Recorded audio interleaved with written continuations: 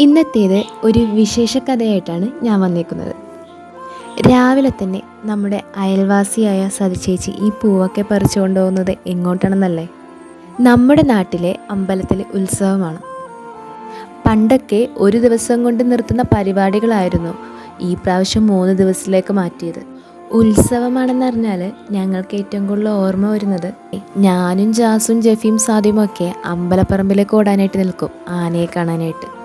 ഈ പ്രാവശ്യം അവരൊന്നും ഇല്ലാത്തത് കൊണ്ട് തന്നെ ഞാനും സുണ്ണും ഇക്കാക്കമാരും കൂടിയാണ് ഉത്സവത്തിന് പോകുന്നത്.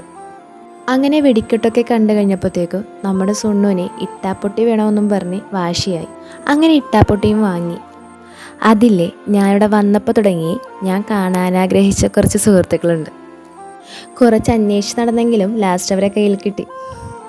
അങ്ങനെ കുറച്ച് വിശേഷങ്ങളൊക്കെ പങ്കുവെച്ച് അവരോട് ബായ് പറഞ്ഞു. അങ്ങനെ നമ്മുടെ ഇക്കാക്കളോട് ഐസ്ക്രീം വാങ്ങി നേരെ വീട്ടിലേക്ക്.